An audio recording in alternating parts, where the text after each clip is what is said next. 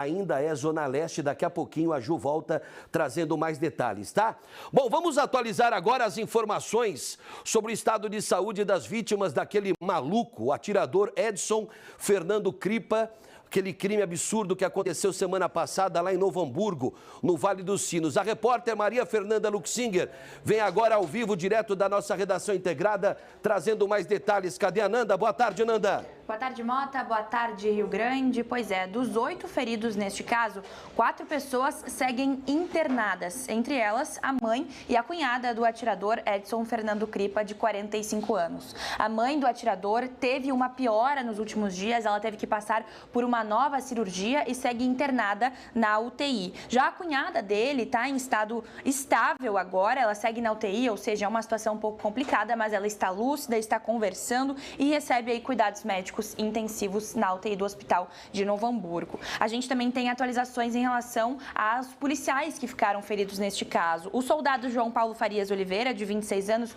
que levou um tiro na cabeça, permanece na UTI com sinais vitais bons e apresentando uma boa evolução. Já a sargenta Josiane Miller, de 38 anos, recebeu alta hospitalar no domingo, já está em casa, também tinha ficado ferida, tinha sido atingida por estes disparos. Lembrando rapidinho do caso, Mota, aconteceu na noite da terça, também madrugada da quarta-feira. O atirador Edson Fernando Cripa abriu fogo contra os policiais e contra a própria família. O pai dele tinha acionado a brigada militar porque o filho estava sendo um pouco agressivo, tratando eles um pouco mal, mas de forma verbal, não chegou a agredir eles fisicamente em primeiro momento. Quando a brigada militar chegou, ele abriu fogo contra os policiais e contra os pais e são 5 mortos, 4 vítimas deste atirador. Eugênio Cripa, de 74 anos, que era o pai deste homem, Everton Cripa, de 49, o irmão, e também os 2 soldados da Brigada Militar, Everton Kirsch Júnior, um policial de 31 anos, e Rodrigo Weber Vols, de 31 anos, que teve a morte confirmada na última quinta-feira. Ele teve morte cerebral, chegou a ficar internado,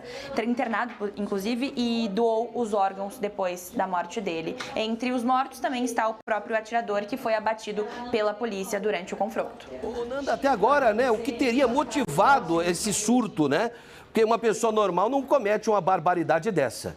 Ele estava em surto, Tanto é que quando o pai ligou, imagina a pessoa que tem aí transtornos mentais e tem 4 armas em casa, um rifle, uma espingarda calibre 12, uma pistola calibre 380 e uma outra calibre 9mm. Eu vi muita gente falar, porque tem a ver com CAC, do ex-governo Jair Messias Bolsonaro. Só que tem um detalhe nesse caso, essas armas aí e o porte são de 2007. Portanto, antes do próprio governo Jair Messias Bolsonaro, onde houve aí uma verdadeira explosão no número de registro e também no número de portes de armas por todo o país. Então, foi bem antes, O governo Bolsonaro começou em 2018, foi em 2007 que ele adquiriu as armas e a última arma, inclusive, que ele adquiriu foi a calibre 9mm. Mas foi lá em 2007.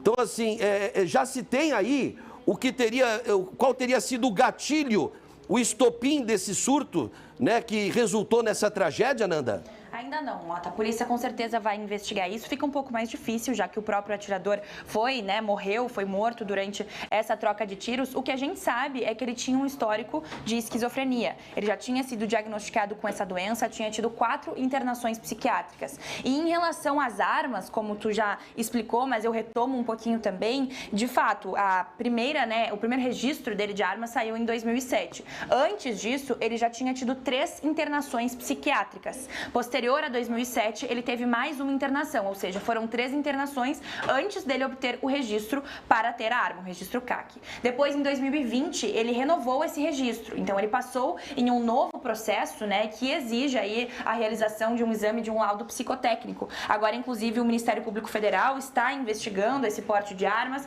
e também o Conselho de Psicologia investiga este laudo que foi emitido em 2020, ou seja, posterior a essas 4 internações psiquiátricas, para entender de fato o que aconteceu, como esse homem teria passado novamente nestes testes psicotécnicos que são realizados durante aí a obtenção do registro.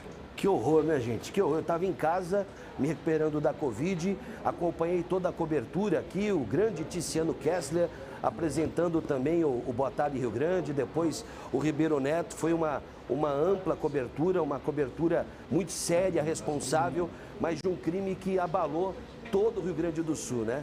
É lamentável que... Bom, o país inteiro, né? Repercussão nacional desse crime que aconteceu na minha querida Novo Hamburgo. Mais algum detalhe, Nanda? É isso, Mota. Seguimos, claro, acompanhando. Estamos aí em contato com as unidades de saúde para entender o estado de saúde dessas vítimas. Desejamos uma melhora imediata para elas e também, claro, seguimos acompanhando a investigação da Polícia Civil. Perfeito. Obrigado, Nanda. Até daqui a pouco.